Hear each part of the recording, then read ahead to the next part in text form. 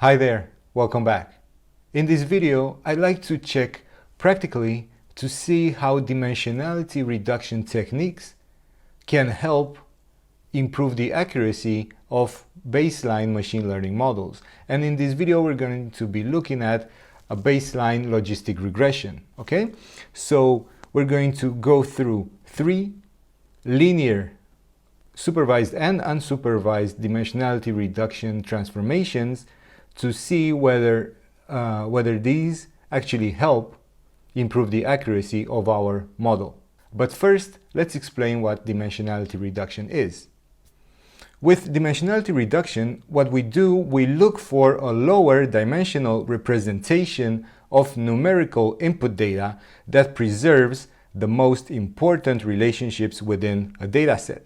And we're specifically focusing on numerical data because we'll often need to summarize the information content of a dataset. So we'll need to transform it to a lower dimensional representation. Now, the data compression techniques that we'll go through today are extremely important in machine learning as they really help us store and analyze an increasing amount of information, and they also help us improve the results of certain models. So again, certain dimensionality reduction techniques help and others don't. So you need to check based on the specifics of your dataset. Sometimes you might get linear transformations working better to improve the accuracy, and sometimes you get nonlinear ones actually improve the accuracy. So this video will be focusing on linear transformations, and in another video, which I'm going to link down below, we're going to be looking at 2 nonlinear dimensionality reduction techniques, and we're going to see whether those ones actually improve on the same dataset that we're using here. Okay, so I'm going to put the link down below to the other ones as well. And the reason why I'm not putting them all together is because I want to make the separation between the linear transformations and the nonlinear ones, because otherwise everybody will just go default to some PCA or some LDA, but both of them are linear. So sometimes you might need nonlinear, and therefore I'm putting those ones in a separate video so that you make the distinction, so you understand that you need to try out multiple techniques for your specific problem. And the reason why we want to use dimensionality reduction techniques, whether they're linear or nonlinear, is because we want to have a lower dimensional representation of the feature space, because therefore we're going to have a simpler model, and therefore we will have less problems with overfitting the data. So before I start, I just want to thank you guys for checking this video out and for subscribing to our channel, because we really want to help you guys grow in this space, in the data science and machine learning space. We try to post videos as often as we can, and definitely don't forget to subscribe. And now let's see the linear models that we can use for dimensionality reduction. So the first thing that we need to do is install scikit-learn, because all of these dimensionality reduction techniques are implemented in scikit-learn. So we can install scikit-learn with either pipenv or pip. So run that. I already have it installed, but definitely install it. Then we're just going to run and load the basics. And now let's create a classification dataset with 10,000 samples. We're going to use 30 features, and here I'm only going to have 20 informative features. So we're going to have 10 features that are redundant, because this will actually help us with showing the potential capabilities of our dimensionality reduction techniques. So we're going to set the random state as well. Let's run this, and then let's see the shape of our data. So we have 10,000 records and we have 30 features. And now let's just run our baseline logistic regression. We're going to create a model, right? We're going to create the logistic model with balanced class weights, and we're going to use a repeated stratified k-fold with 5 splits and 2 repeats. And also we're going to set the random state, and then we're going to check the scores of our logistic regression model that was run on the X and Y. Now let's print the accuracy of our model, and we're going to also see the standard deviation. So our accuracy for all of the folds, the mean accuracy is 81%. And the standard deviation between all of these runs is very, very low. Our model seems to be pretty accurate, okay? So 81.7% accuracy. Now let's see if we can get a better accuracy by trying out different dimensionality reduction techniques. As I was saying, we're going to go through linear dimensionality reduction transformations, and the first one we're going to be looking at principal component analysis, PCA.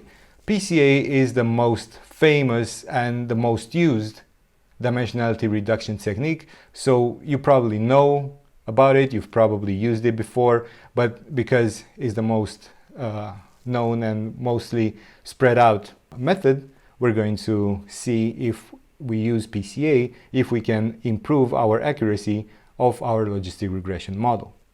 Now, PCA is an unsupervised linear transformation technique that helps us identify patterns in the data based on the correlations between the features. And PCA aims to find the directions of the maximum variance in high dimensional data and project it onto an equal or lower dimensional feature space. Of course, we're always going to go for a lower dimensional feature space, but you can always choose what you want. You can choose to maintain either a certain number of components or to maintain a certain percentage of the variance. So let's first create a pipeline, and we're going to import the pipeline, and also we're going to import PCA. So we're going to create a pipeline with our PCA method and our model. So first we're going to apply PCA on our data set, and then we're going to train the logistic regression model on that data. So this is our pipeline, and now we're going to use the same stratified k-fold validation, cross-validation, and we're going to check the scores and then of course print the accuracy. So this is exactly what we used previously when we checked the accuracy of our logistic regression baseline model. So if we run this, you see it took very little time to actually try out and create the cross-validation, and our accuracy is the same, okay? So 81.7% with a standard deviation is exactly the same. So our PCA, our principal component analysis, didn't really improve the accuracy of our model, okay? So therefore, sometimes dimensionality reduction techniques don't really work on your specific problem. Now, let's go ahead and try SVD, and we're going to use truncated SVD from scikit-learn, the implementation that is truncated. So truncated SVD is very similar to PCA, but it doesn't really center the data before it actually computes the singular value decomposition. So what it helps us with is that it works perfectly on sparse matrices. In practice, our truncated SVD is very useful on large data sets, especially if they're sparse. And the beauty of this is that because it doesn't center the data, then it doesn't explode the memory usage. Therefore, it's extremely powerful on these sparse matrices. Let's go ahead and import truncated SVD, and we're going to create the same pipeline, just that now we're going to use the truncated SVD in our pipeline. And we're going to run the same thing before and see if our accuracy improves. And again, nothing. The accuracy is exactly the same accuracy that we got with using PCA and running our baseline machine model without any sort of dimensionality reduction. So in our scenario, both linear transformation dimensionality reduction techniques don't really help with this particular data set. Let's look at another linear transformation technique, and this is LDA, which is linear discriminant analysis. And the goal of LDA is to find the feature subspace that optimizes the class separability. So therefore, because it tries to optimize class separability, that means it's a supervised model. So the number of dimensions for our projection in the specific case of LDA is limited to the maximum number of classes minus 1. In this case, because we have a binary problem, our number of projections onto a lower dimensionality feature space can only be 1. If we import linear discriminant analysis and we then create our pipeline, we can see that we can specify only one component, and we create a pipeline, and if we check for the accuracy, let's see, our accuracy is 81.6. So it's actually a little bit lower than the previous one. Of course, because we only have one component, one dimension, so that means we lost some information with LDA. But the thing is that even though we lost that type of information, is not that much information to be lost anyway. So 81.6 versus 81.7 is pretty much the same thing. So what we can see from this specific case, we can see that linear dimensionality reduction techniques for our specific data set, they don't really improve our model, our accuracy. So at least this is something that is important to know, because many people think that, oh, if we add PCA, we might get some improvement in our specific problem, but it's not always the case. So linear transformations don't really work for this specific case.